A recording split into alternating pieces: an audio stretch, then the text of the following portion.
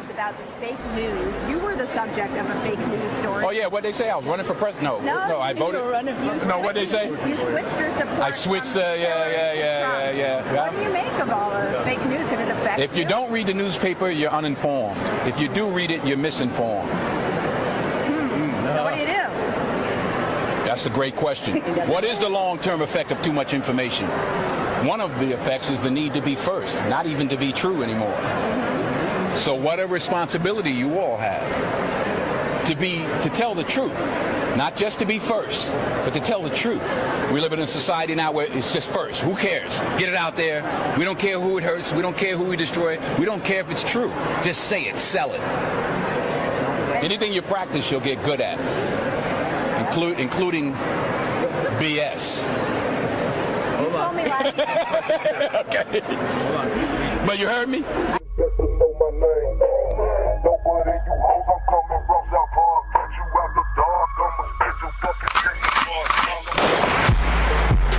threat to our Hotep, especially when the Hotep got the goddess mask off. He's working his ass off, trying to tell y'all goofy dudes what they planning. It's Hotep. Hope you motherfuckers understand. It's Hotep. Hope you motherfuckers understand. No threat to our Hotep, especially when the Hotep got the goddess mask off. He's working his ass off, trying to tell y'all goofy dudes what they planning. It's Hotep. Hope you motherfuckers understand. It's Hotep. Hope you motherfuckers understand.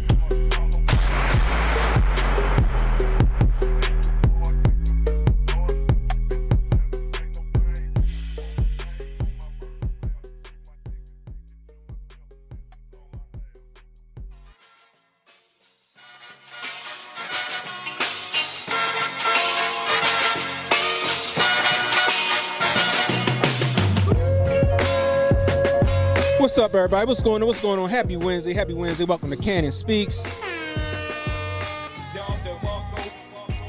Give yourselves a round of applause because you could be anywhere right now, but you're hanging out with me, and I really appreciate it. We got a pretty good show in store for you today. As you can see, I got a special guest. We went to high school together. This is my man, Steven. Steven, what's going on, man? Say hello to the people. Yo, what's going on, everybody? How y'all doing, man? What's happening? Man, me and Steven go way back. Woodlawn High School. You was class of what, 04? Yep, 04. Yeah, I was class. You came up with Ashley. You came up with my sister. I was class of 03. We wrestled on the same wrestling team and everything. Yo, what's going on, everybody? Yeah, How y'all doing, man? What's happening? Your boy Cannon was a wrestler.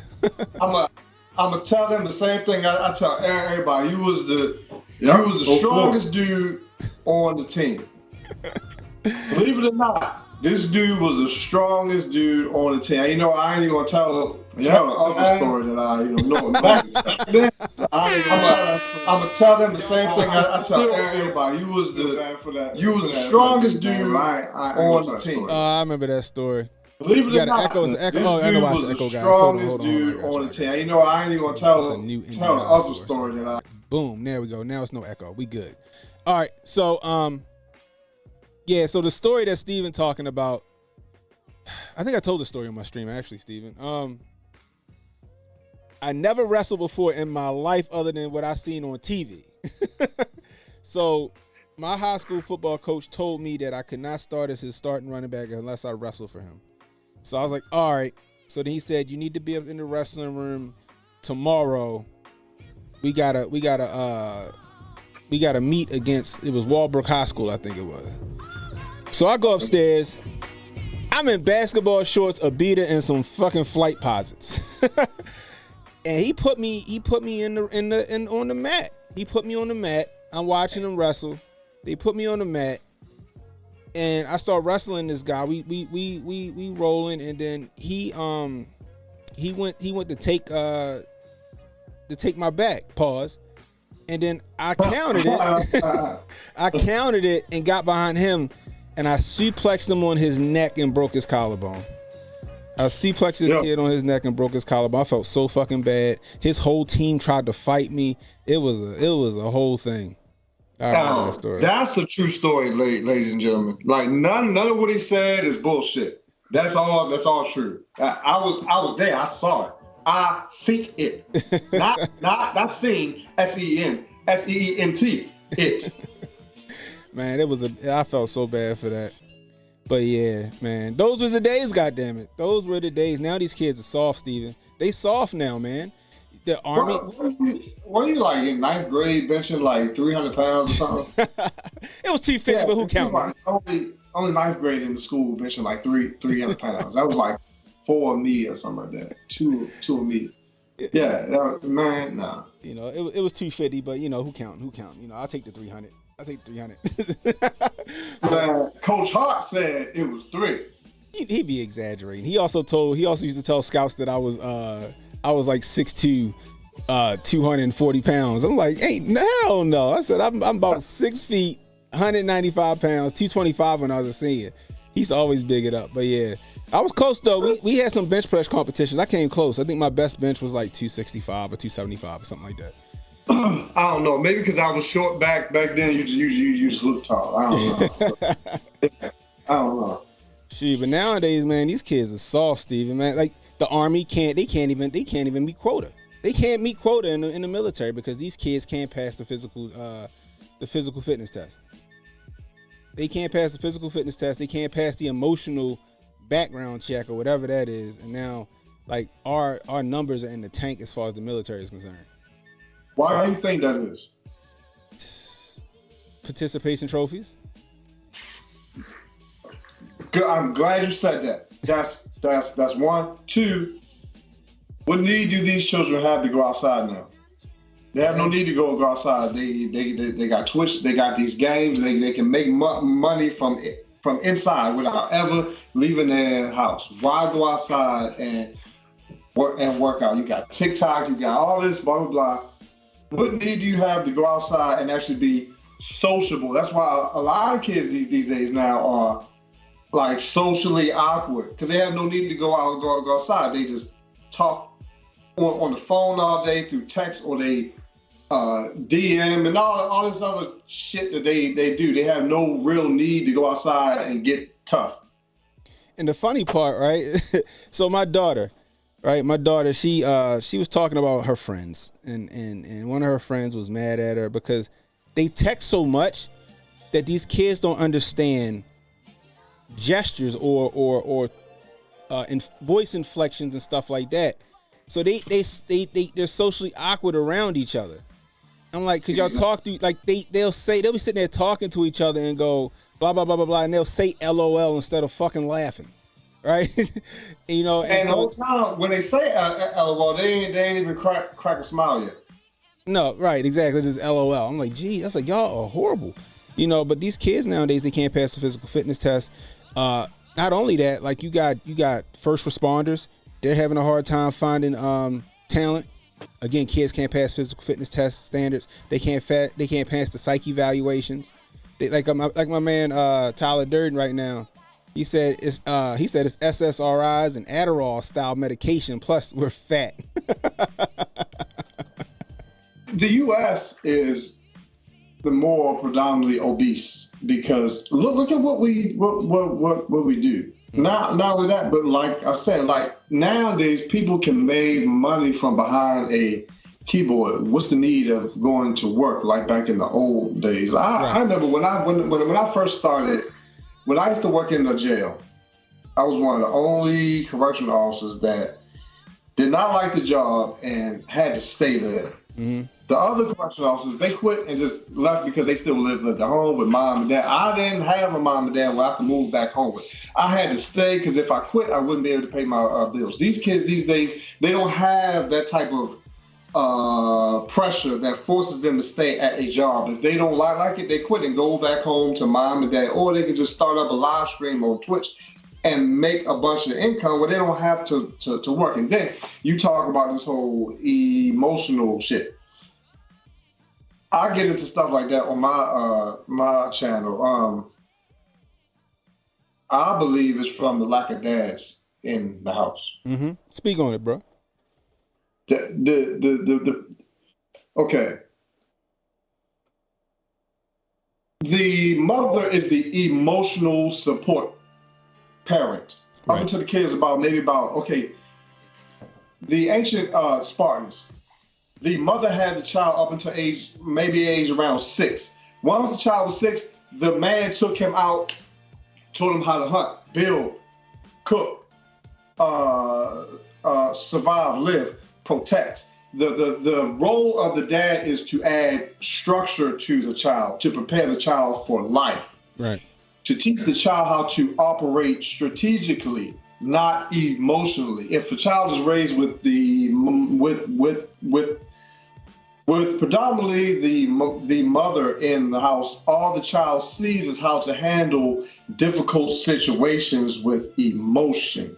They don't see how to handle it any other way, and subconsciously it grows up handling said situations emotionally. I talk about this too. A man should be a immovable rock, not easily moved or swayed. Mm-hmm. I agree, right? And I said this before. Like I told my dad this, right?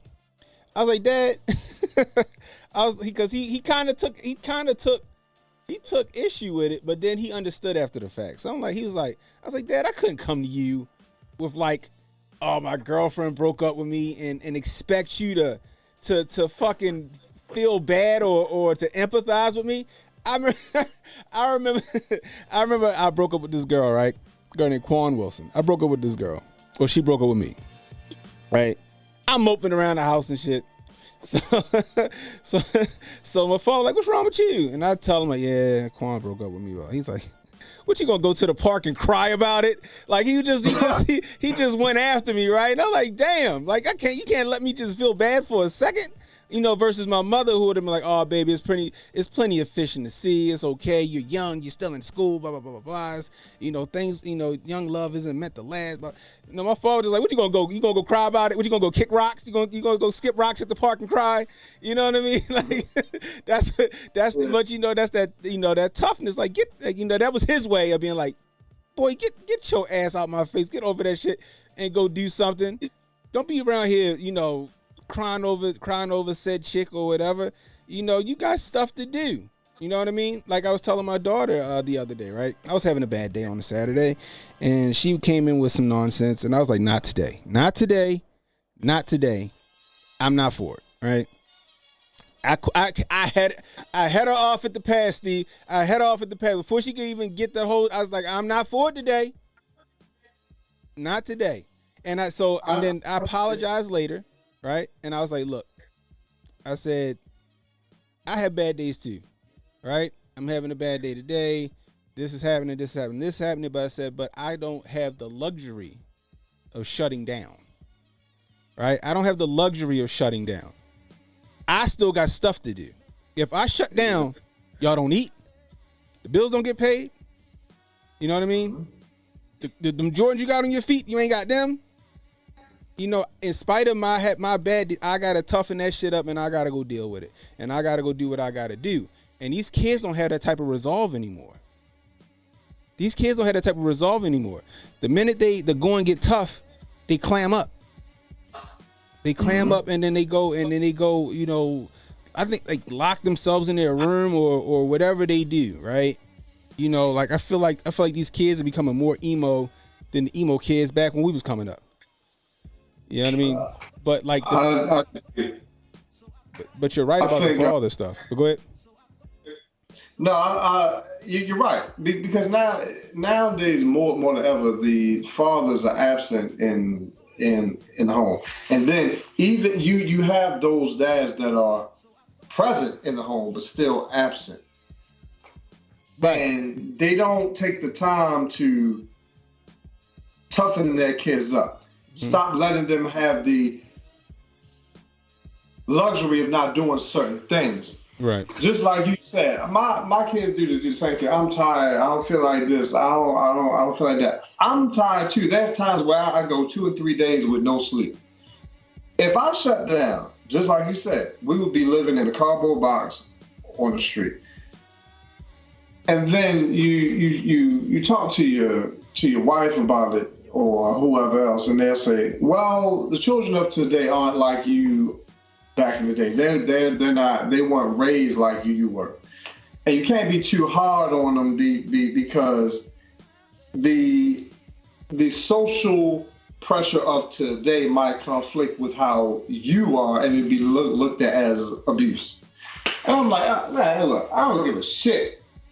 What is looked at as I'm here to raise good, well-balanced people that are prepared for the world, right? Not some emotional. See, these kids that shoot up schools and all that other stuff, they're the ones that's too in tune with their emotions and allowed to feel too much and allowed to act on their emotions too much. They're the ones that are I'm trying to find the word to say. One of the parents gave their emotions too much validation, which led them to believe that their emotion is more than just a feeling that's here now and be gone. Yeah. That's all this is. It's just a feeling. Don't act off of how you feel. Act off of what is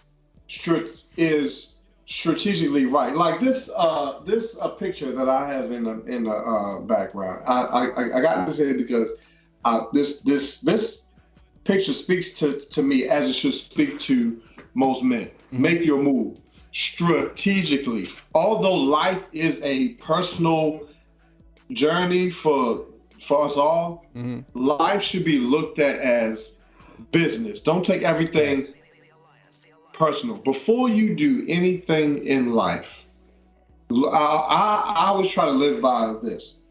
Look at it as a business deal or a business transaction. Does the asset outweigh the liability on what you're about to do? If the answer is no, don't do that shit. Do not do it. If whatever you're about to do is going to cost you more than what it's going to make you, sit your fucking ass down. Yeah, but see, that's the thing, right? And that goes back to what we just said. Everybody acts on their emotions so much, right? Everybody acts on their emotion. They're emotionally charged, right? You know, like Montoya just said, hypersensitive. They're hypersensitive. That's what it is. They act on that. The logic goes out of the window, right? But I feel this way. Okay, you feel that way. I understand that you feel that way. But what are you going to do to fix that? You can't stay in that rut. You shouldn't. So what are you going to do to fix the way you feel? Right? No, you're 200% right. The problem is, I don't know if you read the Bible or not, but I do. In that book, and in the Bible, it does say, in the last days, people will be easily offended. Everybody's going to be offended and upset at everything. If the wind blows too hard, they upset. If the sun goes down too early, they upset. If it's too cold outside, they just upset. And the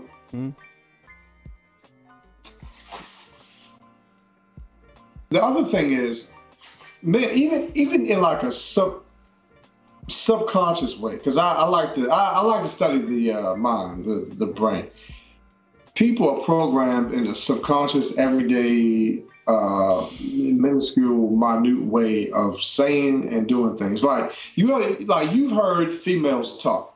Mm. Most of the females today, they always start off everything with, "Well, I feel though. I feel."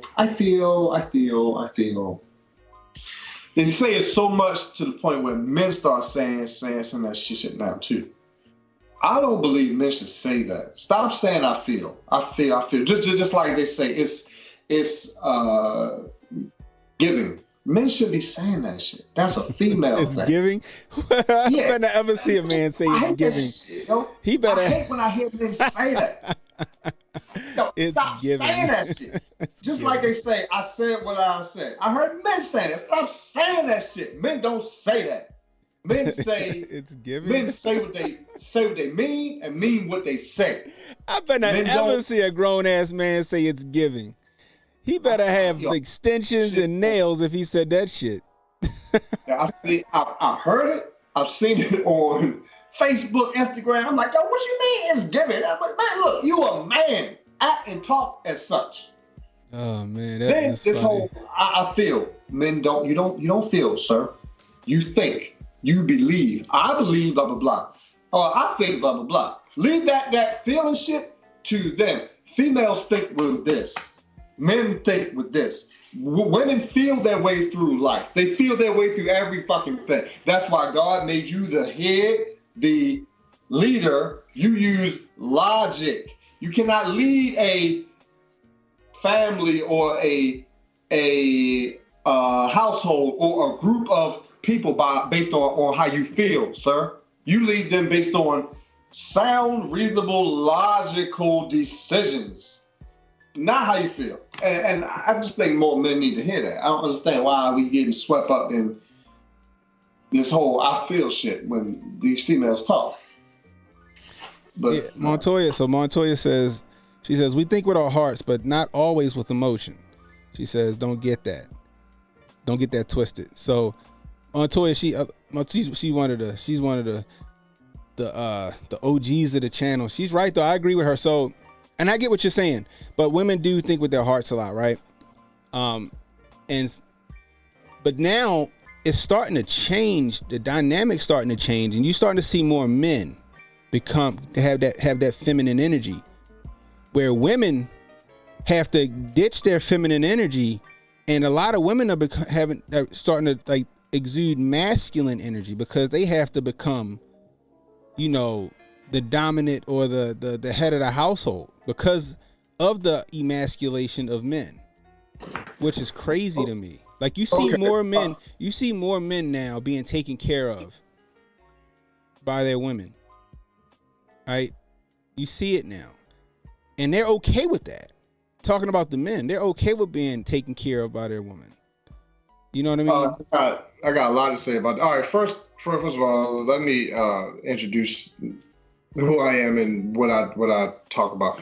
My name is Leader of Kings, LOK for short. I'm mainly on YouTube, but Cannon has introduced me to Rumble. Y'all can check me out on YouTube as well as here too. As far as that, you're the young lady that just commented. She's right. But women mainly, majority of the time, think with emotions. Just like men don't always think logically, but the majority of the time, a man is supposed to think logically. Every now and then, we're human. We do get caught up in our emotional state. Now, as far as what you said about the whole when women have to be in their masculine, now I beg to differ on that, and the reason I do is because I mainly hear that from our women, black women. I hear that coming from them a lot. They say, well, if these men are not masculine, they don't live up to their roles, blah, blah, blah. So because of that, I can't be feminine with him. I have to be masculine, blah, blah, blah, blah, blah. Have you ever heard a Indian woman saying that? Or a Arabic woman saying that? Or a Jewish woman saying that? Or the majority of white women saying that? No, you haven't. Why? Because of this. They don't think that they have to fill that masculine void if there's a lack in the man. They don't compromise their femininity for this effeminate man. If they feel as though this man is not masculine enough to lead them or to be the type of man that they need them to be, they leave. They retain their feminine energy, which they should do, and you leave and you reserve yourself for this masculine man. You don't change yourself or compromise yourself to be what this man is. God created him to be him. He created you to be you. God did not. Okay. The thing that really makes me upset with females trying to prove that they can be men so much is you forget the only reason God created you. God did not create you to be us. The world has enough of us. God didn't create you to do everything that we can do. God only created you to do and to be everything that we cannot. That's it. You are only here to be what the man cannot be and to do what the man cannot do. If you feel as though this man is not masculine enough to lead you, leave. I agree with that. So I agree with that, right? I gotta get you done. Right? My opinion.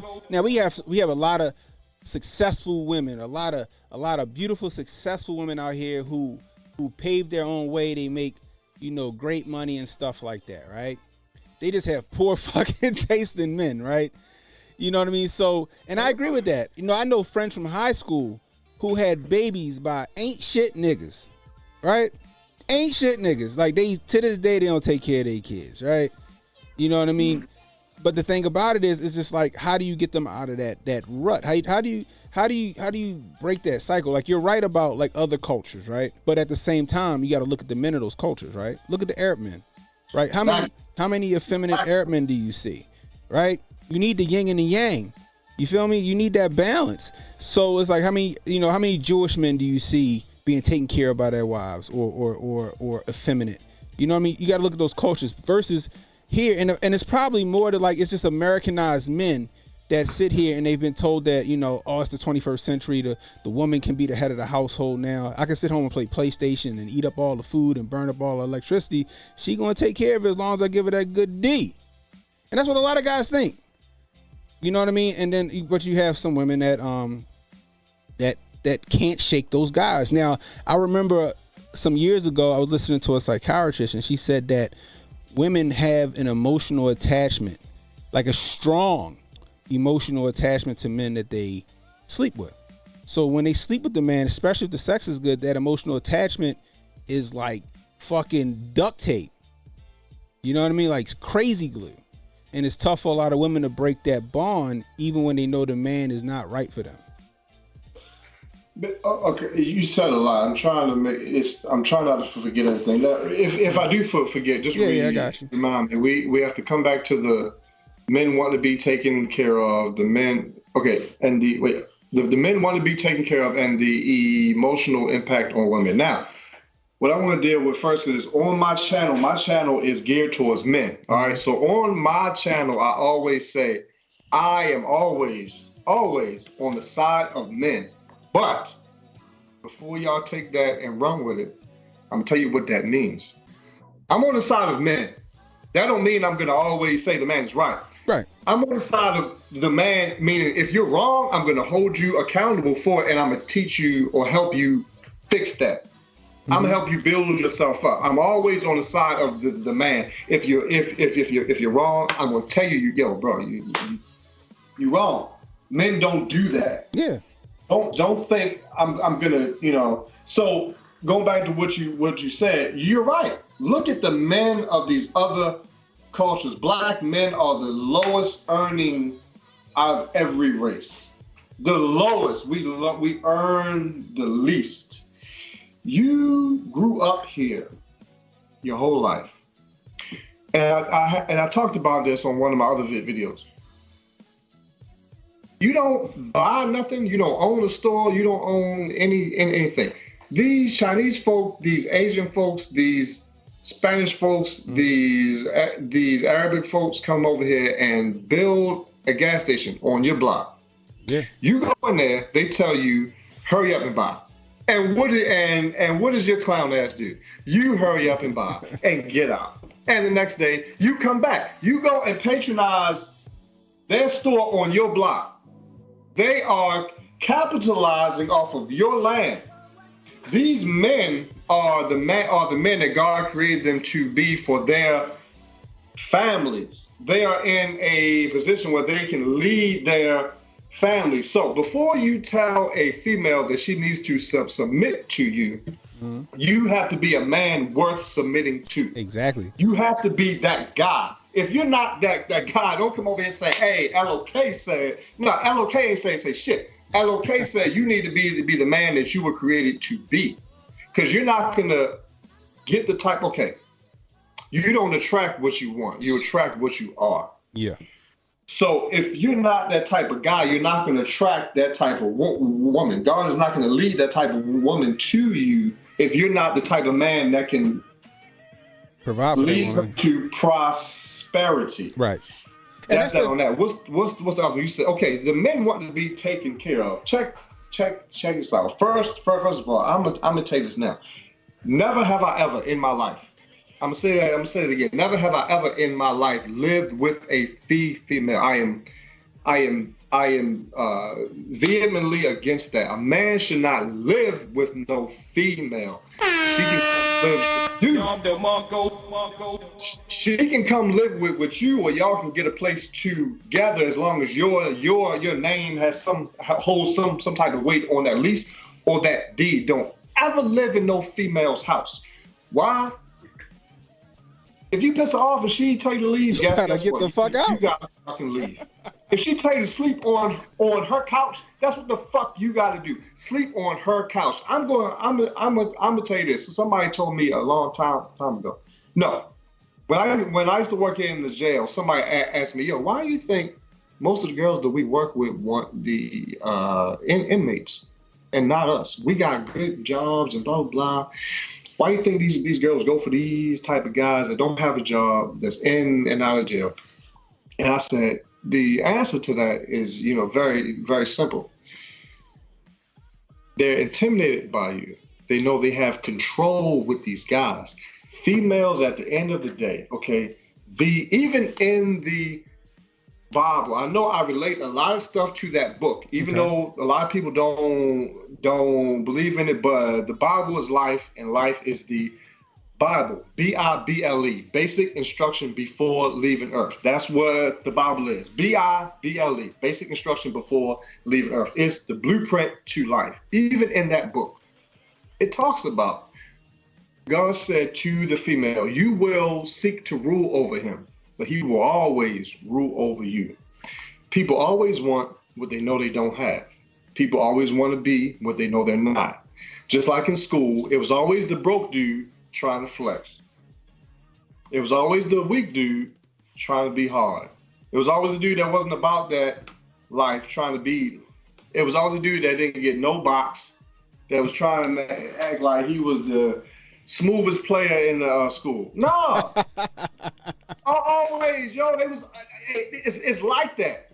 In life, the empty can makes the most noise when you put a rock in that shit. Now, females want what they know they don't have, and that's control over a man. The man is the dominant force. So if I know I drive and he don't, he gotta ask me to use my car. If I say no, he gonna sit his ass down. If he pissed me off, I can tell him what to do. They want control over a good man that they have to submit to. The word submit has been synonymous with all types of degrading shit now, even though that's not what it was designed to be. And you as a man are starting off wrong anyway by living in a house by living in her house. I don't know if you heard a story about the dude that was paying the girls rent. Did you hear that? Nah. All right, look, right. It was this young boy. I'm sure he ain't ever had no dad in his life, right? Young boy moved in the house with this girl. The girl, she told him she was renting the house. So he called himself being a good man and shit, paying all the bills, paying her rent. Turns out the whole time, this broad owned that house. She was the landlord. She owned that house. He was paying the rent to a fucking PO box the whole time. He called himself being a good man.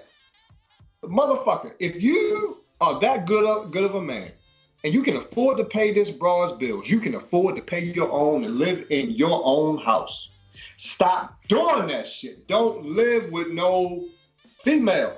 She can live with you, or y'all have something together. Stop. Right. Don't go in no woman's house paying her bills. If you can do that, you can pay your own bills. So, like Montoya said, she said she believes in equally yoked, and I get that. So, for example, now, like you just said, and like Montoya saying, equally yoked. You know what I mean? Like I said, that's also that balance, the yin and the yang. Now, like you're saying, my father told me that shit my entire life, yo. He said, if you live with a woman, you homeless. Right? That's what he always told me, right? You live with a woman, you are homeless. If your name ain't on that mortgage, if your name ain't on that lease, you are homeless, right? And I you know, that's some of those things that always stuck by me. You know what I mean? And it's not so you can maintain some sense of balance. It's just smart.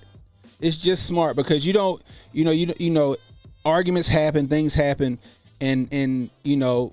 Sometimes women get a little vindictive, and next thing you know, you sleeping in your fucking Tahoe. Yeah, they get emotional and they kick your ass. You sleeping in your Tahoe. You know what I mean? And then let's say, can I come get my PlayStation, please, baby? Right. You know what I mean? Let's say you come home one day and she got another dude in there. What you gonna do? Tell him to leave. What if she say no? You gotta pack your shit and leave. Pack your shit and go. You know what I mean? That's her house. And then now you said something about the whole imprint on women. Now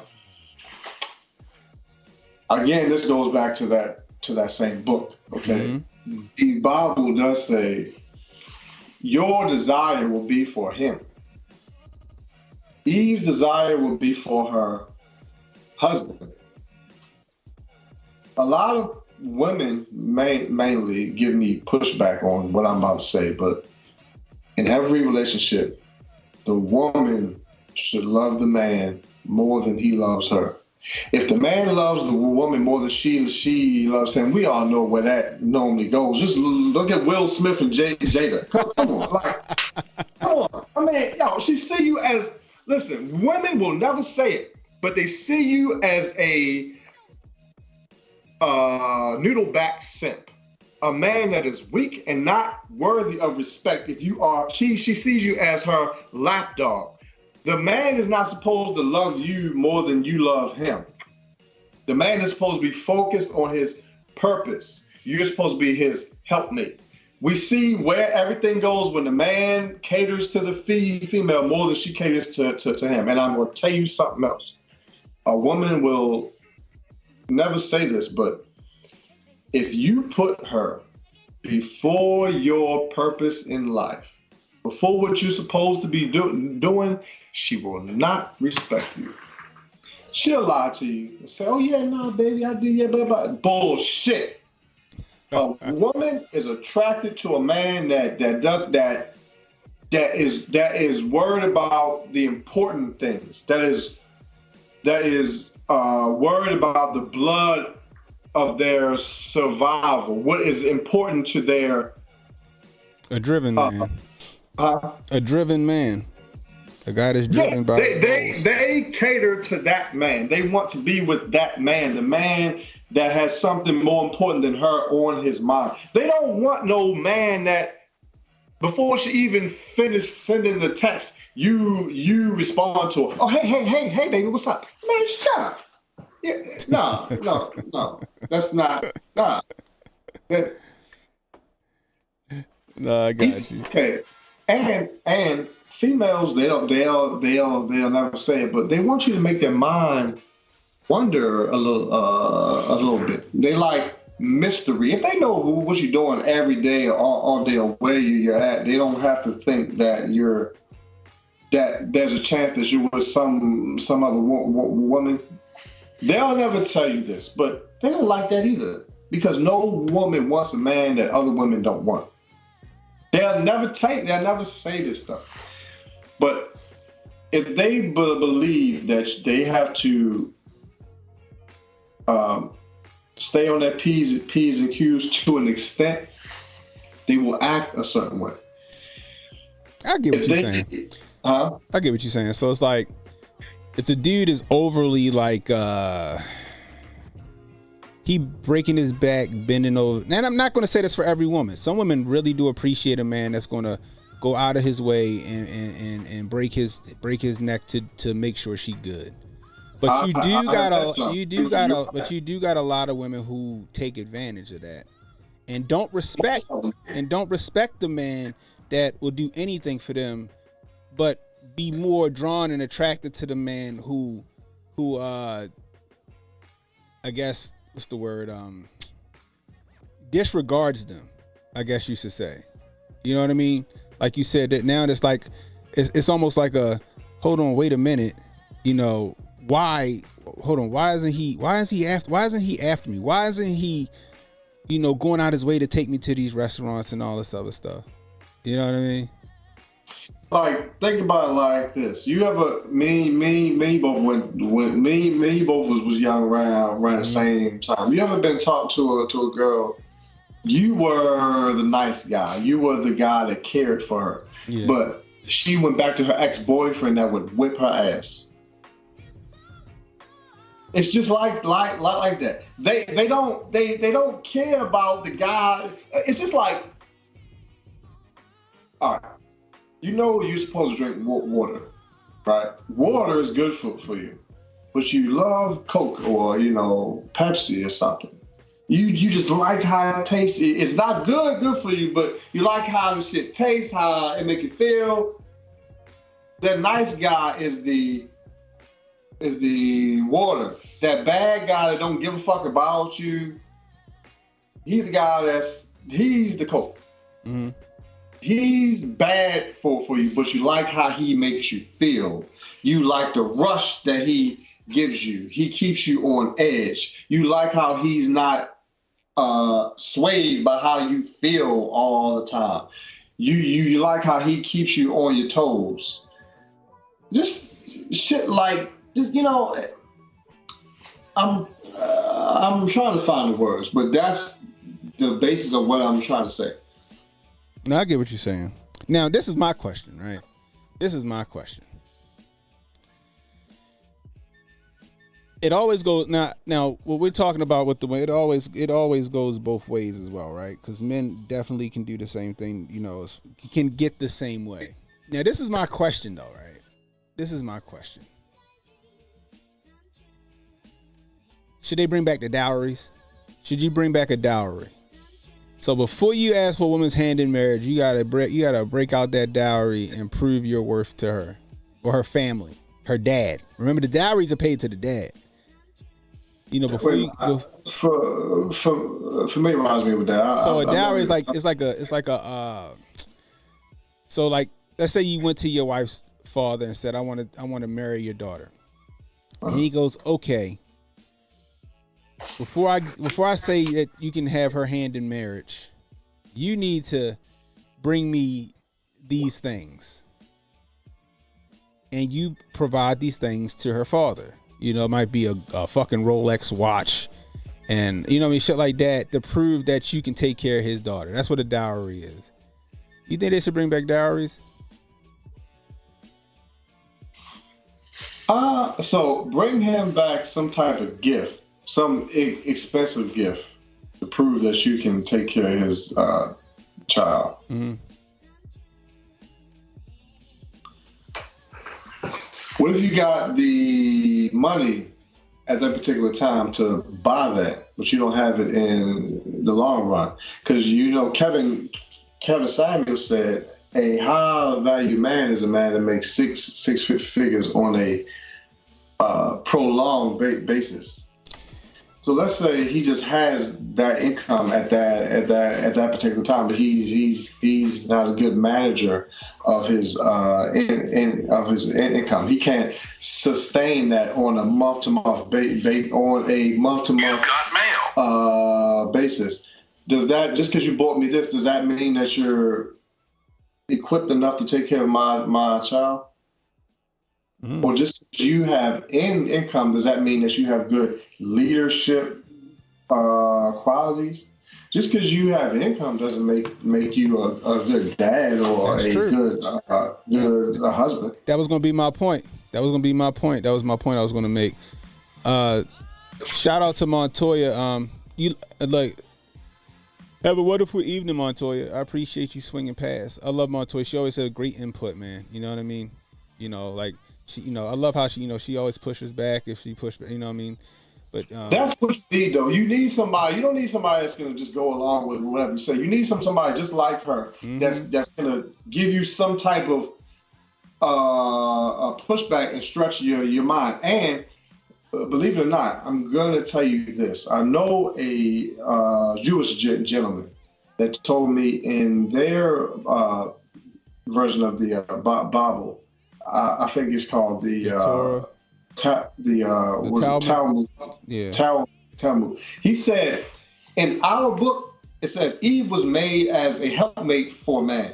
In their book, it says Eve was made as a helpmate against man. I said, whoa, what you mean? He said, the woman is designed to give you pushback on whatever ideas or strategy or strategic structure that you have. She's supposed to say, well, do you think that's going to work because of blah, blah, blah? And it would be something that you never thought of, and you like, damn, you're right.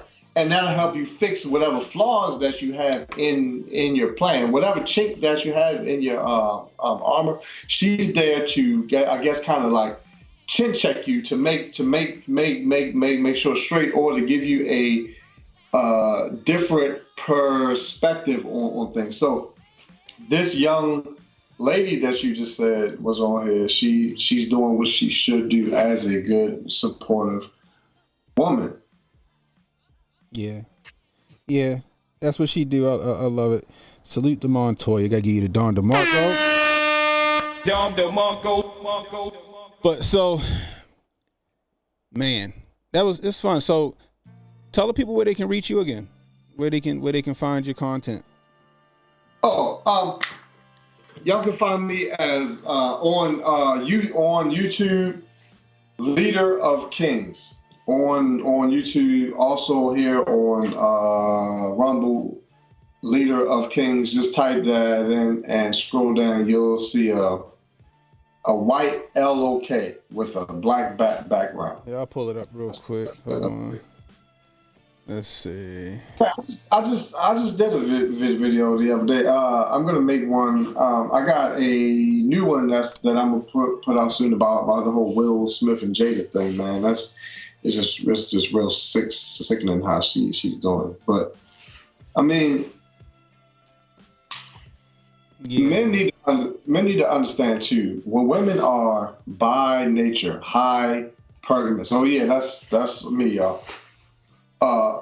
By nature, women are high pergamous. That can also be a double-edged sword. I need a lot of men to understand that. Don't think just because you're the top pick that you'll always be that way, or her loyalty is to you, is to what you have. Because just look at Jada. And part of the reason that they are high pergamous, not only is because that's how God made them, but that is how they survive.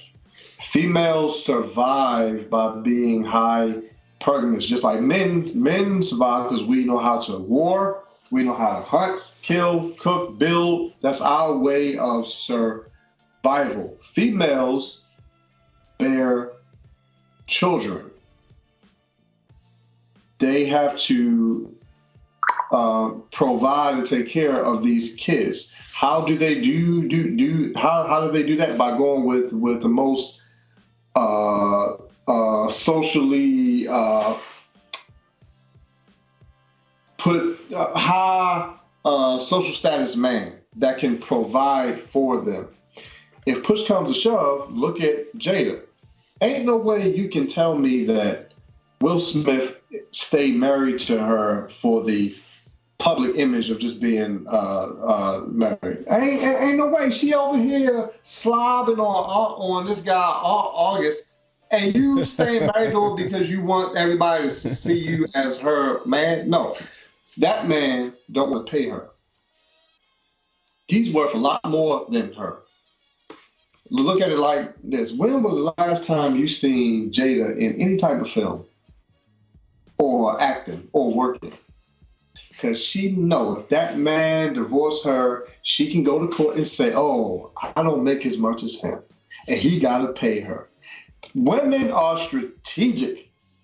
Think about that. When was the last time you seen her work? She is being strategic. She is securing her future with his wealth. Yeah. I mean, now let's talk about that. Let's talk about the Jada thing. Bruh. She just messy. She messy. She's very messy. Right? Very. Now, especially with the thing she just did where she did the interview and she's like, oh, we ain't really been together since 2016. She just airing out all the dirty laundry. You know what I mean? Just destroying further the credibility of Will Smith. You know what I mean? Like just tearing him down, which, makes his value go down as an actor and as, a prominent figure in Hollywood. He actually made his value go down as an actor. Now, she made his value go down as a man amongst men. I will say that. She made his value go infinitesimally small as a man in the eyes of men. He made his value go down as an actor when he went on stage and slapped that man for her. Now, I'm going to kind of play devil's advocate because when he did get up and go on stage, I watched her. It's this camera angle that was behind her. Mm-hmm.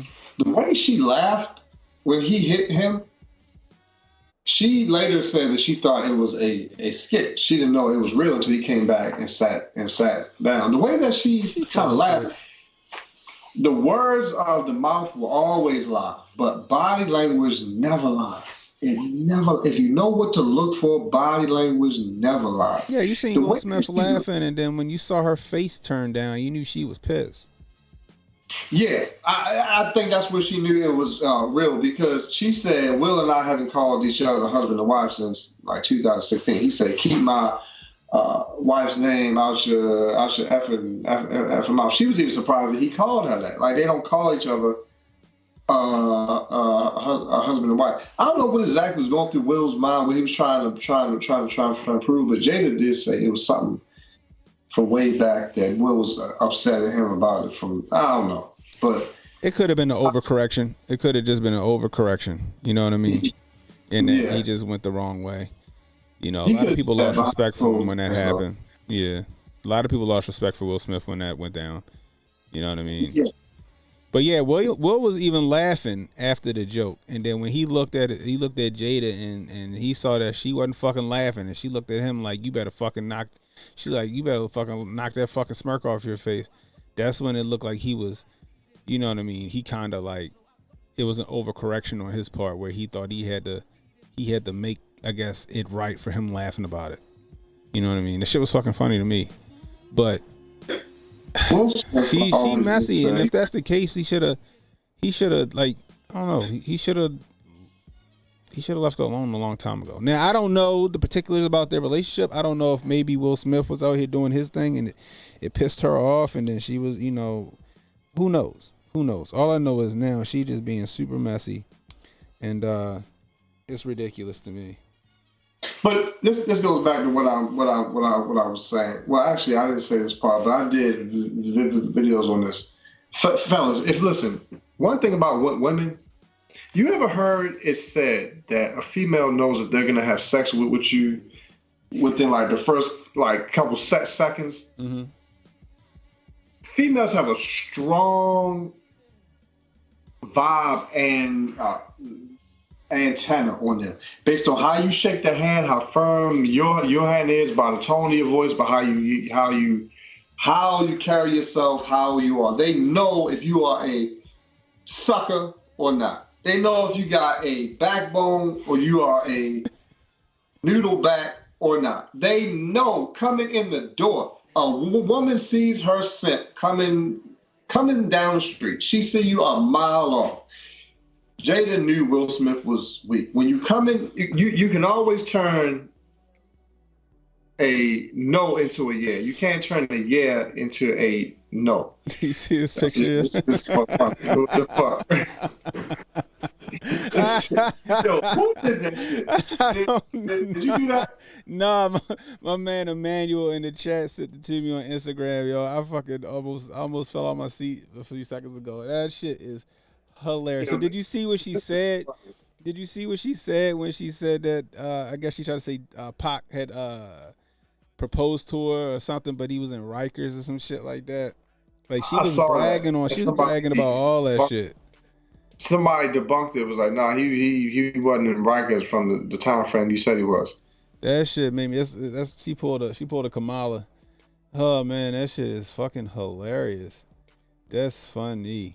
Oh man. And it be them simple memes that you see like that. Like, why didn't I think of that? That'd be so funny, yo. That shit's fucking hilarious. Fucking hilarious. Oh man. But anyway. This has been a fun talk. I was hoping Montoya would she probably had to go do her thing. I wanted her to like when she do her pushback. Thumbnail for this chat is funny. Joe Biden with the check engine light like I was saying. That shit funny as shit. Yeah, we about to get to that now, yo. Hold on, I'm trying to pull it up now. But guys, if you like what my man LOK talking, like I said, head over to his YouTube channel, give him a subscribe, see what he talking. You know what I mean?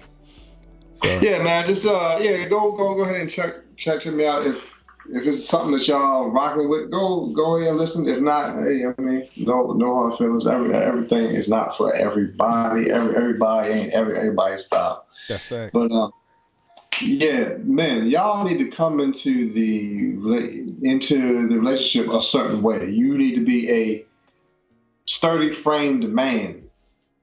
Certain women, they already know certain guys ain't shit. They know what they can do with certain guys, and they know this guy over here, he's a man with a backbone. All that shit ain't gonna fly. She knew Will Smith wasn't that guy. Anything fly with him. And man, that shit. Man, the fact that the daughter wrote Tupac a letter asking him to come back. What the fuck did you say to this little girl to even make her feel comfortable? Well, how the fuck did she even know? I had so many questions in my mind about that. Bro, I don't know. This shit is fucking crazy, bro. So, but like you were saying about the thumbnail, Joe Biden done lost his goddamn mind. Like he's just a space cadet, yo. He just out there. So check this out, right? So check this out, guys. So this is from earlier today. I guess after he finished talking with Netanyahu, he decided to talk. I don't know what the fuck he was talking about, but here we go. Let's go for it. I remember the first time that I was in Israel with Golda Meir. She was just before the 6-Day War, and she was telling me how terrible everything was, which it was. She kept flipping the maps up and down behind her, and all of a sudden she looked at me and she said, "Would you like a photograph?" And I thought, that's unusual. And she just got up and walked out the door outside her office. And we're standing there having a photograph taken like you and I are standing looking at the press. And she, without looking at me, she turned, she like this, she said, "You look worried, Senator." I said, "I am." She said, "Don't worry, we Jews have a secret weapon in our fight. We have no place else to go." Well, the truth of the matter is, if there weren't in Israel, we'd have to invent one. The truth of the matter is that I believe that, as I went home and said, I got in trouble at the time, but it's true, You don't have to be a Jew to be a Zionist. You don't have to be a Jew to be a Zionist. And I think the security and safety of Jews worldwide is anchored in the continued vibrance of the state of Israel. That guy looking like, what the hell is he talking about? It's core. And so I've admired you all in this country for so long. And I'm convinced that more people know your responses to what's happening, as opposed to just what war and peace is about. The more they're going to be kind of embrace Israel. And but a lot more to say, but I'd like to talk to you private if I can.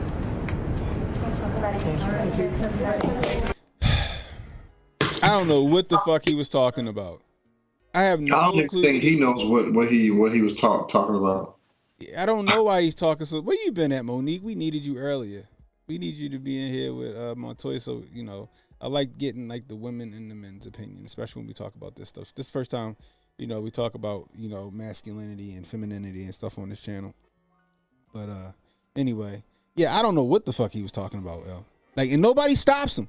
Nobody stops him. Nobody say that's all, guys. Nobody prevents him from going out there to like. Clearly, he's not all there anymore. He's telling his old man stories. And people like this guy right here, he was looking like, what the hell is he talking about? And then I got one question. Where is Kamala Harris? Have you noticed you don't see her? You never see her. You're not supposed to. She a diversity hire.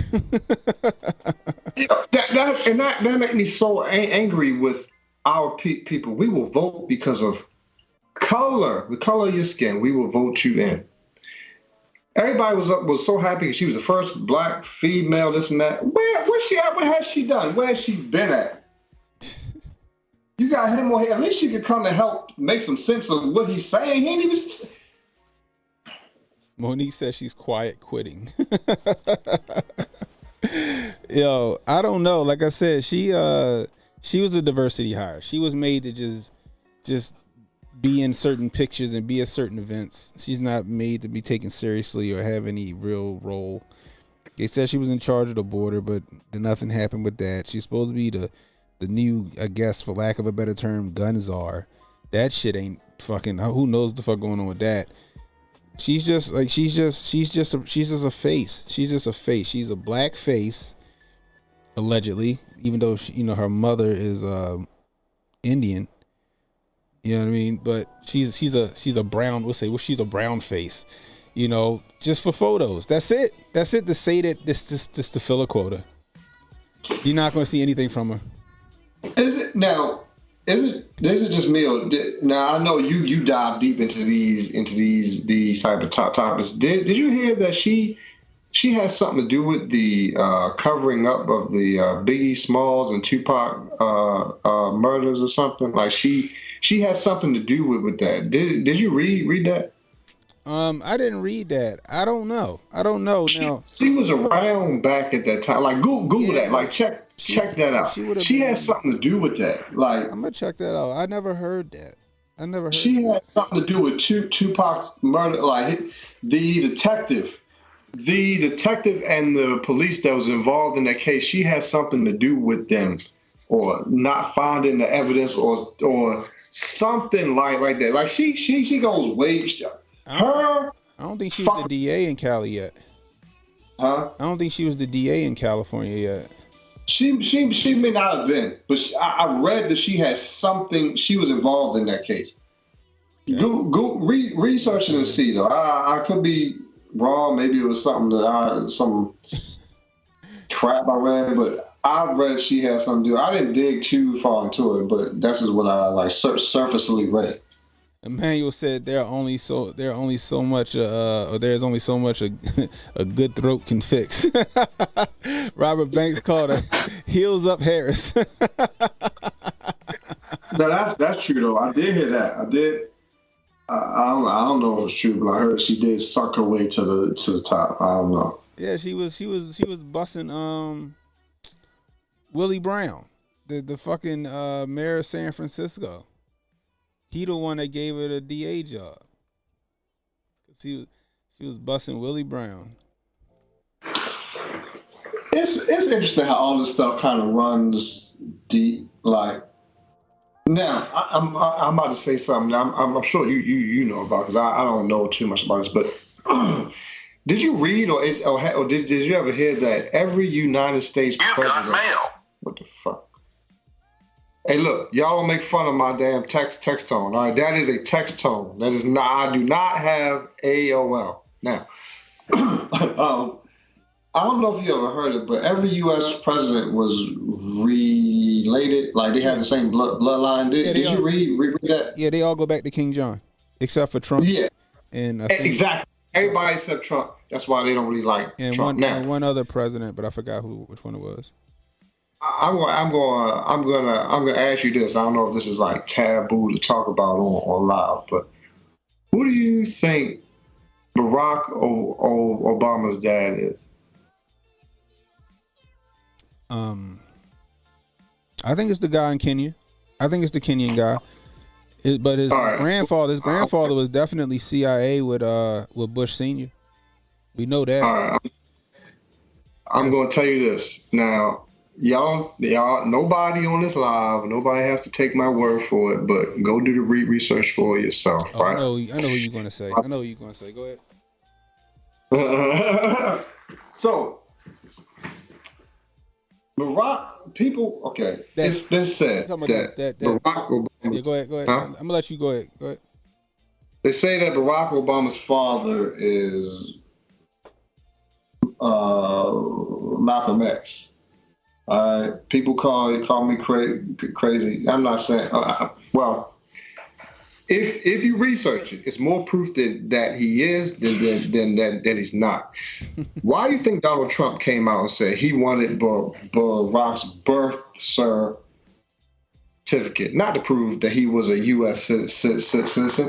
He knew something that he didn't want to say, but Barack never showed that because he knew the name on that birth certificate was a certain name that he didn't want put out there, right? They said Malcolm X had a illegitimate child with a white woman back at the time. Barack's mother was white. This lady was said to have gotten killed. Barack's mother died. The baby was born in Chicago. Barack was born in Chicago. The baby's name was Barry. Barack changed his name from Barry to Barack. Barack's build, the way he sits and stands and holds his face when he talks, is that of Malcolm X. Look that up and compare that kufi is glued. That kufi is glued on tight. I thought, well, allegedly he's supposed to have been born in Hawaii, not Chicago. That's what he said. That's why Donald Trump said, show your birth certificate and prove that you are a real United States citizen. Donald Trump ain't stupid. He's smart. He knew he don't care about that. He wanted to see if Barack was really going to show it and if he was going to block out that name that was really on that. Barack knows he's his dad's son. Monique says, I heard about that. Dr. Phil Valentine did a presentation about it. Yep. I had to go check that out. And if you notice, Barack has never denied it. Ever. Just like he never denied that his wife is a man. You know what? I heard that too. There's a lot of things I'm not going to put that on her. I don't know that. We might have to do a movie night on that one, Emmanuel. We might definitely have to do a movie night on that one. That's a kufi on tight for the ages right there. Gosh dang it! Because I heard about the Malcolm X thing. Then I also heard about another Muslim leader that possibly was Barack's dad. There's a lot going on. Ooh, that's also a good one. We probably should do that. Let's go deep dive on how Barack became the governor of Illinois. That's a good idea. That is a good idea. Jay Powell. What's on a Jay? This is my co-host right here, Jay Powell. He says his sister was confirmed to have had a Hawaii birth certificate despite being born in Indonesia. So that was the tie to bury. That's crazy. She was confirmed to have it, but was it confirmed to be authentic? No. She was born in Indonesia, but they gave her a Hawaii birth certificate. No, you said she was confirmed to have a Hawaiian birth certificate. Oh no, okay, I see what you're saying. Indonesia, so despite being born in Indonesia. Yeah, so that shit was fugazi as a bitch. Yeah.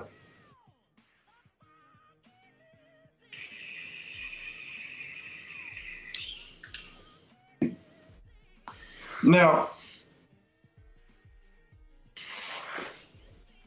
what's Ukraine's role in this whole war thing? Are they involved? That war about to be fucking null and void. Everything now is this whole Israel Palestine thing. No, that's my point. Is Ukraine anywhere remotely involved in that war? No, not at all. Because we lost billions of dollars to Ukraine where they accidentally sent all this money to Ukraine. And then this new Joe Biden clip surfaced from him like a couple of years ago saying it'd be a shame if these weapons. So what happened was he was extorting them because he wanted them to stop an investigation on his son and the company that his son worked for called Burisma. So he held up the money for Ukraine until they fired the prosecutor.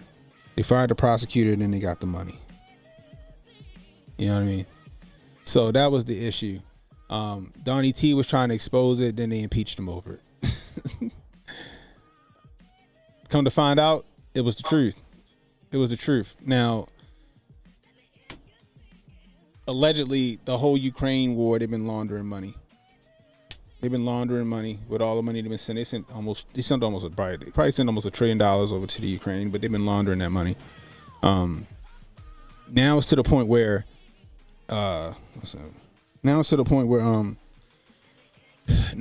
none of the Republicans are on board with the Ukraine war anymore. For the most part, they're like, nah, we're done. We sent too much money to them. They need to fight. They need to fight their own fucking war, right? And boom, next thing you know, that Israel thing happens, and now everybody across the aisles are like, we need to help Israel. And now I think they're talking about like $100 billion in aid to Israel now. Money we ain't got. Money that I'm sure they're gonna put in the spending bill. Hold on, wait a minute. They want us to send $100 million to Israel. Yeah, $100 billion in aid. Yep. So this is the new, right? The Israel situation is completely null and void now. Like to the point where what's his name? Zelensky tried to go over to Israel, I guess, for a photo op, and they's like, nah, you good, homie, stay where you at. He is now like his war is now over and done with, essentially, or as far as his funding is concerned, is over and done with. So the White House announces they will provide $100 million in humanitarian assistance not even Israel, for Palestine. They're going to put $100 million toward Palestine. Why? I guess because all those people are, I'm assuming that they're saying they're going to do it for all the people that's misplaced because of all of the situation. Because, Israel told the Palestinian people to get the hell out now before we start carpet bombing. So it's really interesting, right? So let's get into that. Give me 1 second. Yeah, that's crazy, man. Even as kids, even as a child, you are taught before you go outside and help your friend with certain things or go outside and play, you always make sure home is straight first. Make sure your chores is done. Make sure blah, blah. Make sure home is straight first. Not saying that this is right, but even certain wives that are okay with their husbands going out there and doing their thing. One of the main things they all say is, as long as he makes sure home is straight first, or make sure I'm straight, make sure we don't hear about it, blah, blah. Yeah, it's fine. the American culture has been bred and raised to always think that way. Make sure home is straight first.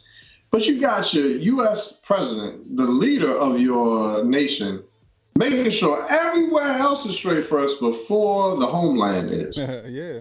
America How does that last, sound? baby. It's America last. All this aid you sending over there, like we just so rich and so well off over here. We have no need for nothing. You just sending our shit over there. People over here so broke they can't even afford to pay a pension. Gas high as shit, food high as shit. Yeah, but the thing is because they want America to crash. That's all that is. They want America to crash. It's the Build Back Better program, baby. I mean, that's understandable for other nations who've always saw you. That's the problem with being on top. If Drake were to fall off today, it would be more people that are happy to see it than it would not be because he's been on top for so long. So I understand other foreign nations wanting to see us fall off, but you are the leader-in-chief, the commander-in-chief. Your job is to see to it that does not happen. Your clown ass is perpetuating it, helping it. Yeah. Yeah, you're right. That's the thing, but it's all done by design. It's what they want. It's the Great Reset. In order to have the reset, they got to crash the system first. And that's what they're doing right now. They're crashing the system. They don't care. It's already $33 trillion in debt. This next spending bill, once they figure it out, it's going to be in the next, I guess it's 30 days now. It's going to fuck us up big time. Big time. Shit is going to get very expensive. I think we're headed for that depression quick. You know what I mean? I think we're in it now. Be honest with you. We're in like a quiet depression, I think, in my opinion. But these wars, they count on these wars to bring in revenue because we're a war economy. We're a war economy. That's why we got this. They got 2,000 troops off the coast, and we got another 19,000 troops that's supposed to be headed that way. No, you're right. Normally this war has kind of negatively impacted the stock market, but normally anytime we go to war or there's even like a rumor of war, stocks and bullets and rounds and MREs and anything that's survival or combat related goes up. Right. These people invest in that stuff before they announce war. They know what they're doing. It's greed, man. It's just greed. Yeah. I think stocks play a big part in it. Like certain stocks, they drop. They really want the stock to go up in certain things. And war makes a lot. It does make it. It does makes a lot of money. bring Like you just said, the stock market always it trends based off of what's going on overseas. Like when Ukraine went, that's the stock market. You know, it reflected it. You know what I mean? When COVID happened, the stock market reflected it. That's how it is. That's just what it is. So, like for example, right? We got a lot of propaganda happening right now. A whole lot of propaganda happening right now. We don't know what to think, right? So in the beginning, I played, the Denzel Washington. If you read the newspaper, if you don't read the newspaper, you're uninformed. If you read the newspaper, you're misinformed, right? I saw Denzel said that, and I like. He was saying how that's how people think. Right. So it's the but that's what's happening right now. For example, last week they were saying that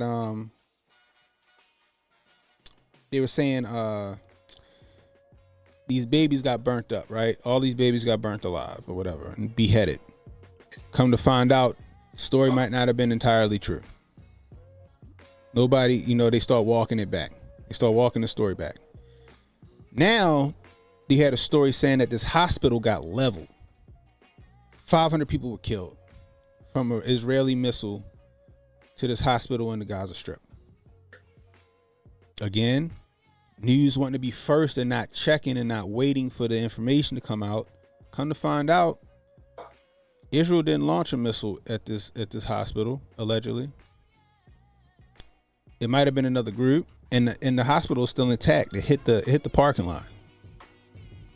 This missile hit the parking lot. So, but you had the mainstream media running with these stories, tugging at people's heartstrings, getting people all riled up. You got Palestinian Americans that's here crying like, that's my people over there that you're trying to murder. You're genociding my people. Like, you got Palestinian Americans over here like, we get it. Hamas did some effed up stuff, right? But they're innocent people in the Gaza Strip that don't deserve to die. And I get that, right? Now, I get that Israel deserved to get some get back with Hamas, but your beef is with Hamas and not the rest of the people in the Gaza Strip. Now, I had my reservations about what happened. I don't trust the official story on what happened in Israel. It don't make sense to me. You tell me you got an Iron Dome and all these rockets rained down and was hitting, that was making it through, but you got an Iron Dome. How? But your Iron Dome been fucking intercepting everything like Ed Reed ever since. So how did the fuck did these missiles initially get through? I called it their Pearl Harbor. I said, did Hamas plan this attack? Yeah, I believe they planned this attack. But did the powers that be over there in Israel, did they allow the attack to happen? To capitalize on something? Did they, you got guys in hang gliders coming across your wall and nobody intercepted that or seen that? Bulldozers and dirt bikes, and they pulled off this whole thing, and you supposed to be one of the most technologically sound, one of the biggest superpowers. You got an iron laser. You got an Iron Dome and an iron laser. But they did some primitive shit, and they defeated your defenses and wreaked havoc on your side of the wall. Some of that shit don't make sense to me. I feel like it was allowed to go down to justify some other shit. I don't know what that other shit is. It could be a land grab. Who knows? Right? Who knows? But I digress. I'd be more surprised if what you're saying isn't true than if it is. Yeah, it's a lot, right? You can't believe. Like, it used to be believe half of what you see and none of what you hear. Now you can't believe what you see or hear no more. You got to sit there. You got to do your own research and then make your own determinations now. You know what I mean? Yeah. It's even with the research, you still can't even believe all of that because everything that you find isn't true. Sometimes the facts ain't even on there. Yeah. But I think I'm sure somebody like this is about money. I think the basis, the root cause of this war is Islamic religion and country believes that the Holy Land in Israel belongs to them. They trace something back from many, many years ago, and they believe that Holy Land is really theirs. So they believe that Allah is with them in attacking Israel and trying to conquer their land as their own. Right, and then on the other side of that, Israel believes that Palestine is their land. It's a war that's been waging for forever. Yeah. You know what I mean? Now, if you go back to some of the religious scholars, people of Israel today aren't the people from the Jews from the Bible. They're not biblical Jews, I guess I'll say. They were like converts that founded this Israel. They're not. Yeah, the original. The original chosen people. Yeah. You know what I mean? And that might rub some people the wrong way, but allegedly that's what it is. I've heard. No, what you saying? I've heard. I'm not saying it's true, but what I've heard is the original Jews or the Hebrew Israelites or something. They were the original chosen ones. Yes, not saying that's true. Right. I'm saying that's what has been said. Yeah, you got Hebrew Israelites that believe they're the chosen people, and that I guess the Jews in Israel or whatever are the Edomites or some shit like that. I'm not sure. I know they're strong in their convictions on it. It could be possible. It could be true. I don't know. You know, like I said, back in the day, like people, I don't know why people like to separate Egypt and stuff like that from Africa, but they do. But look where everything took place in the Bible back in the day. It was essentially the Middle East. Is where everything took place. So those people would look like fucking Colin Kaepernick. You know what I mean? Or I believe Bin Laden or something, you know what I mean? Or me. Or whatever. Like, I think the reason that they're doing it now is because look at the Egyptians that are over there now. Egypt was a conquered land. And that's why they got mad at Kanye West when he was saying, what did he say?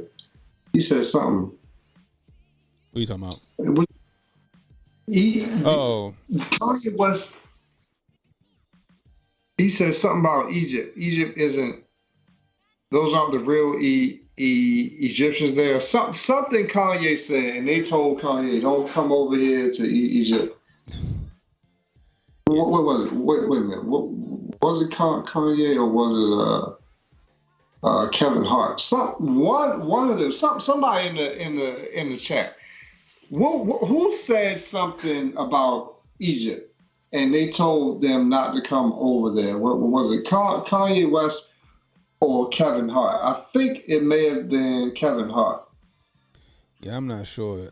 Jonah in the building. He said the people that are in Egypt aren't the real Egyptians because Egypt was a conquered land. Hence why the Sphinx all had their noses taken off because they were black people's shaped noses. The noses were a little bit wide to hint at that of a person of brown color.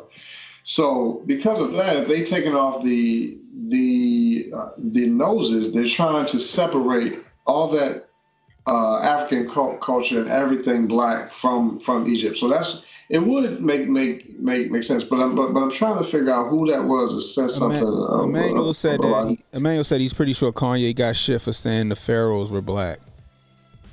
Yeah, something like that. It was Kanye or Kevin Hart. Somebody said the true Egyptians were black. And the Egyptians over there got upset because Egypt was a conquered land. They had a war. The other side won and they took over Egypt. And that's when they removed all the noses off of the Sphinx because they looked like black noses. They didn't like that. Mm-hmm. So they wanted to erase everything away from Egypt that had anything to do with black people, which is why now they're trying to separate Egypt from Africa, blah blah. They want it to be their land. Yeah, see, but that's the thing, right? That's how history works. You know what I mean? The winner to the winner goes the spoils. The winner gets to determine that history. You know what I mean? Yeah. As far as this fight with Israel and Palestine, or Hamas or whatever, like it's been going on forever. It's been going on forever. You know, the Bible says that the Jews have claim to that land, and then Palestinians feel like they got claim to that land based off of their religious beliefs. I think they need to fight that shit out. I think they need to fight it out, and whoever comes up the victor comes up the victor. We need to stay out of it. That's just me. We need to stay out of that fight. It's not our fight. It's not our fight. My father think that it's saying we should help Israel because the Bible says that Palestine is theirs, and I understand what he's saying, but I feel like if that's foreordained that Israel is supposed to occupy Palestine, then that's how it'll play out. You know what I mean? We don't need to intervene to make sure that happens. You know what I mean? I do know it's in the Bible that Israel, all the nations of the earth will turn against Israel, but it doesn't say who's going to win or anything like that. I think in the end it does say Israel will come out on top because of the hand of God. But as far as now, you're right. I don't know what's what. Y'all got ads? You better pay me for these fucking ads. Go ahead. I'm gonna always be on the side of Israel only because that is God's chosen land. Whatever He deems as His, I'm on the side of them. I'm with whatever God says. But the Bible does talk about that. I didn't know you knew about that. Yeah. My dad's a reverend, yo. Oh yeah. Yeah. Get out of here! I had no idea. Yeah, my dad a reverend, so I had to know about that stuff. He preach about it all the time. So he probably a real one too. Anytime he said, "Are you gonna go cry in the park about it?" He sounded like a man's man. Yeah, he a trip. He definitely got that going trip. But yeah, so I don't know what's gonna happen with this though. I'm just hoping that they don't start this draft. I don't know what's gonna happen with that. I don't think we need to be in this war.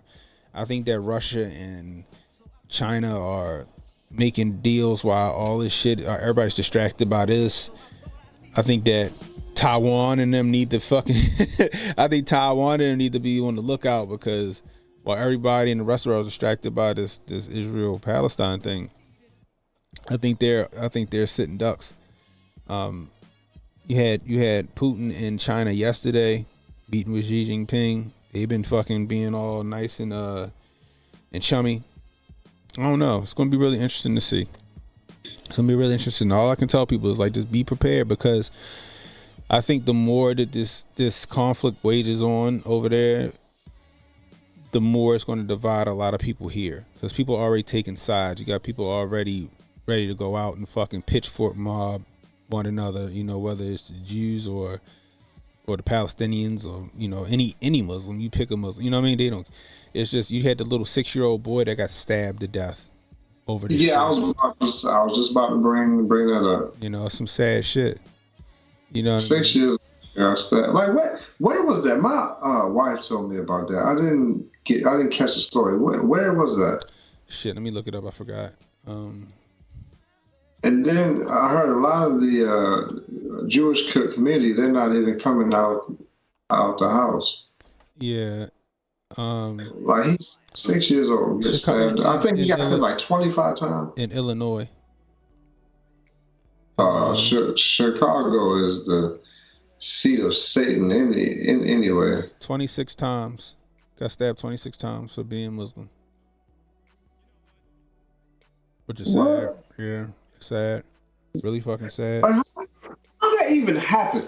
Where was this 6-year-old boy to get stabbed 26 times? It ain't like he was out at no club. Where was his parents? How did this happen? I got so many questions. Yeah, I mean, who knows? It could have been with his parents. Who knows? Actually, I guess we could read the story. Let's see what the story says.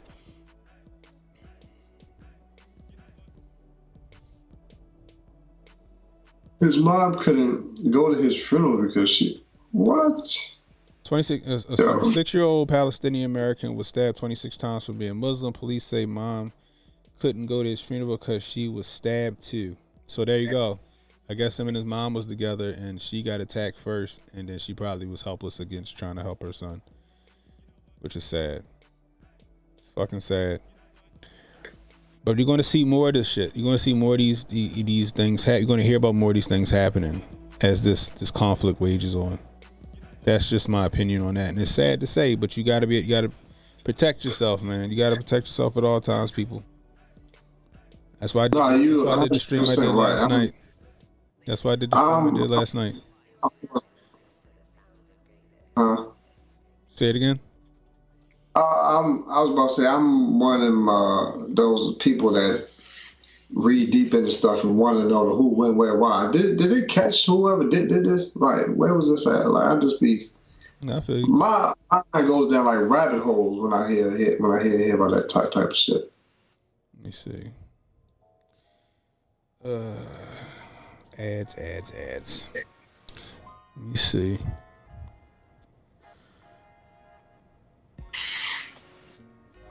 "32-year-old mother Hannah Shaheen also suffered more than a dozen stab wounds," the sheriff office said. Let me see. The mother.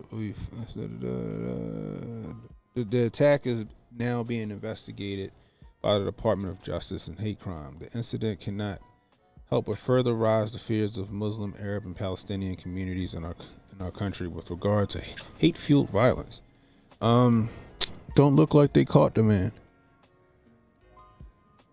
That's nope, crazy. they caught the man. I think when I was they caught him. 6. Huh? They caught him. 71-year-old. Yeah. This old clown right here? Yeah. Yo, he look like the motherfucker that be on back to the future and shit. Like, wait. He like a methed out Doc Brown. This guy, this motherfucker. Like, yo, they gonna do him in jail, Ross. Shit, they gonna have, if he make it. They gonna get him.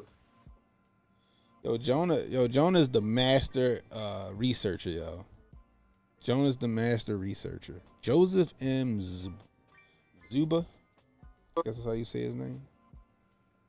That's crazy. I'm surprised he not dead. Yeah. In fact, if you dig a little bit deeper, you might see something that he was just killed or something. That's sad though. But you're gonna start to hear about a lot of this stuff happening. You know what I mean? As this shit wages on, I think you're gonna see more of these issues happening. I really hope that's not the case. I hope people are bigger than that and that this is just a one-off, but I don't know. No, they're not, because in the same Bible that we are referring to, it does talk about there's going to be like a world war or a big war where a third of mankind will be killed. So it's going to get worse. Nuclear war shit. That sounds like nuclear war. That's like a nuke gonna get set off. Yeah, it might. I mean, a lot of things happen in war, but it does say that a third of mankind will be killed. But I didn't say how. They'll use this story though. They'll use this story to tug at the heartstrings, and it's gonna further divide people. Yeah. It's sad though. It's a sad fucking story. Sad story, but I think we're going to war, guys. 2,000 Marines off the coast of Israel. Now they're talking about another 19,000 troops headed that way as well. Talking about they want to show us. They want to show force. They want to intimidate and all this other shit.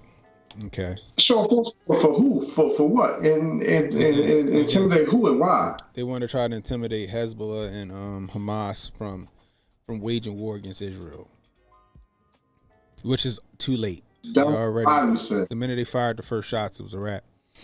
So that's what Biden said. Yeah. So it's going to get interesting, guys. I think it's going to get interesting in the coming weeks and months. I don't know if this skirmish is going to be a skirmish. I think it's going to last a while. Oh man. What did he deploy? Did he say? Well, they already deployed the 2,000 Marines. They already off the coast of Israel right now, sitting there and they got two warships out there too. Has anything changed since then? No, Israel threw a few rockets over there. Hamas was lobbing rockets. The Iron Dome was picking them up. Apparently, Israel got some shit called an iron laser, and they've been lasing shit. It's I don't know, bro. It's gonna escalate quickly, and for some reason, I think that we're gonna be, right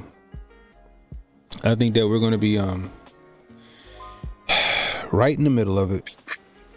Right in the middle of it.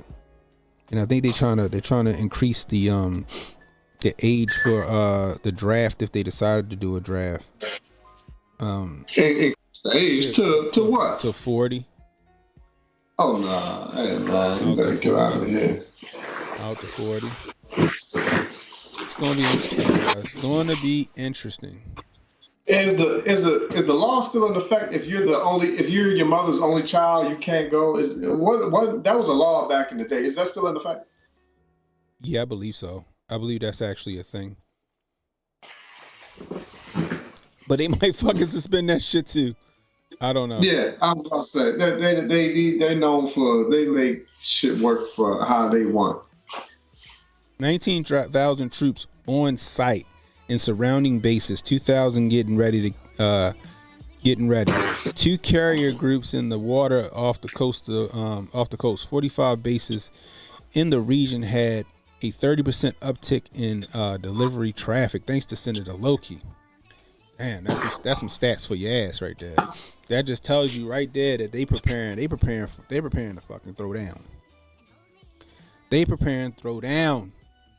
Hey, wait a minute. I'll be right back. Are you good? Oh man, so guys, I want to know what y'all think in the chat.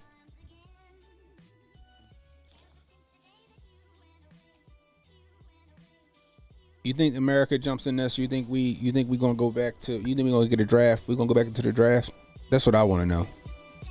Y'all think we gonna get start drafting again?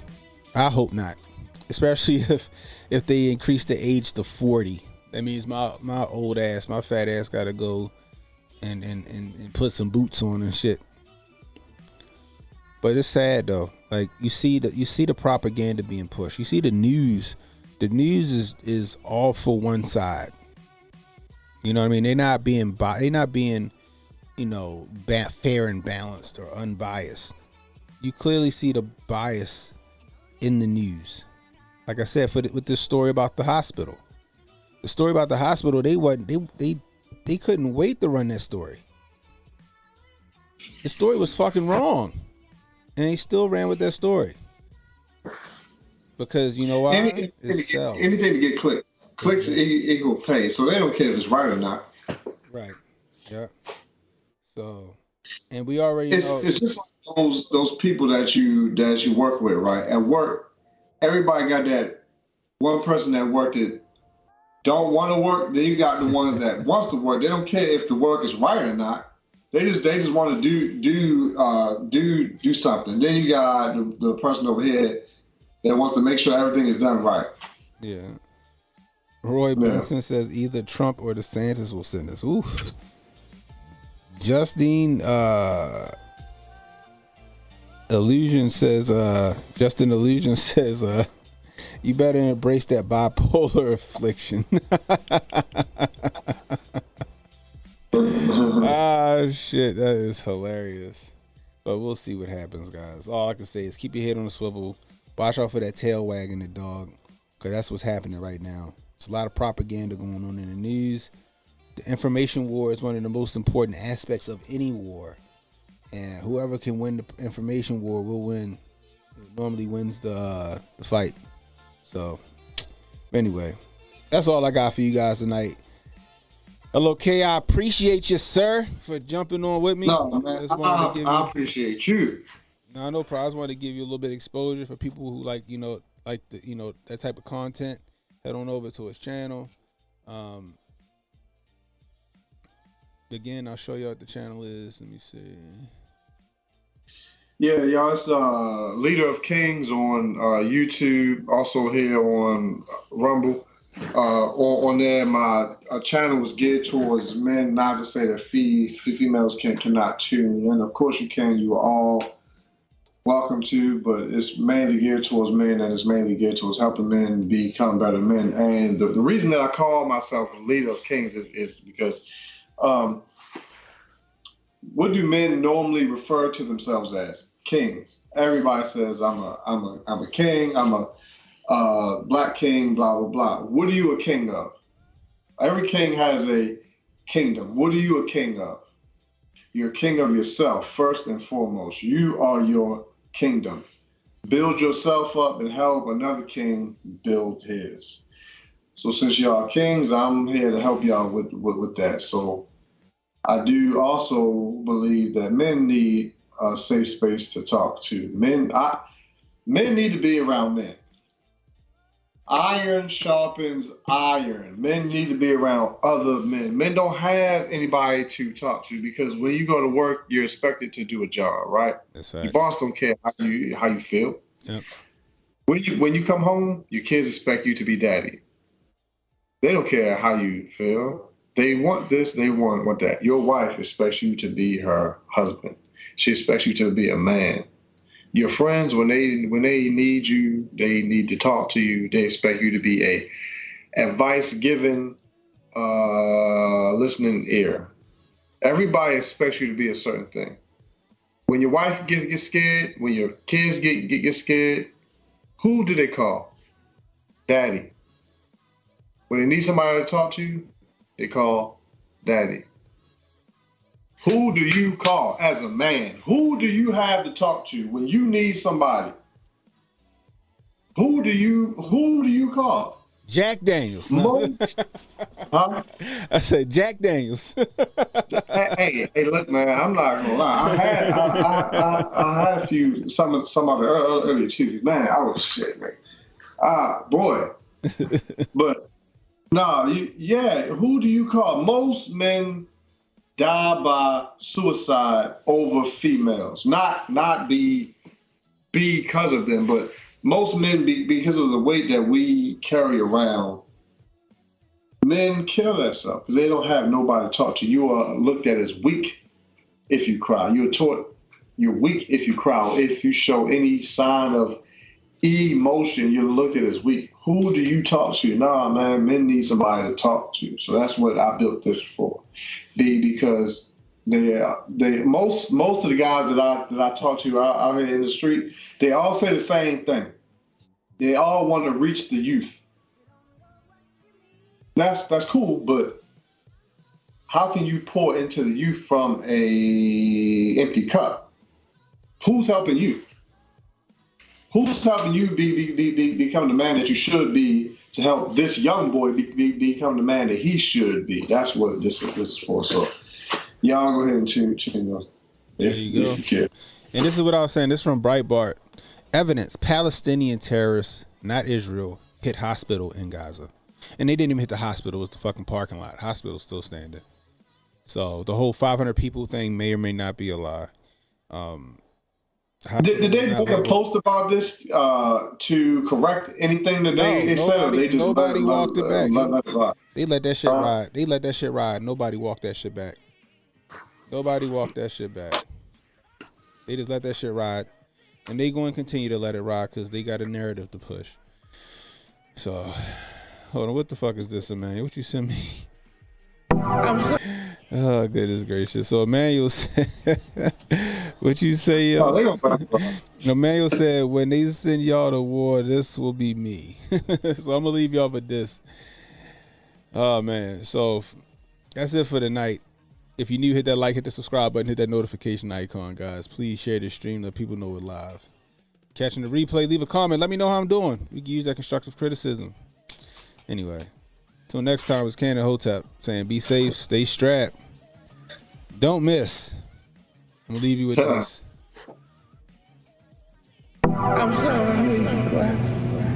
You ain't. Retro.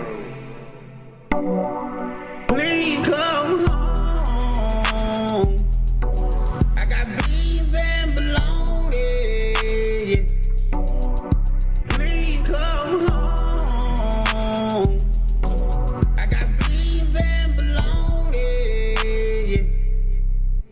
Please come home. I got beans and bologna.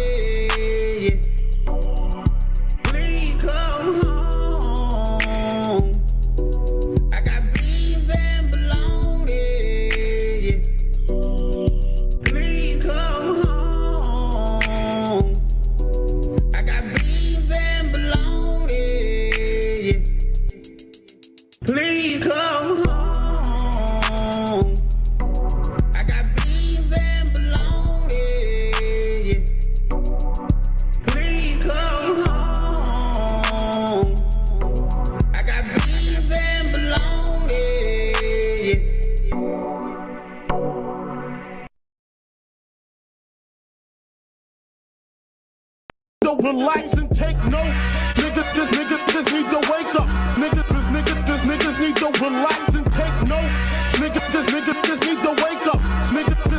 Niggas need to relax and take notes.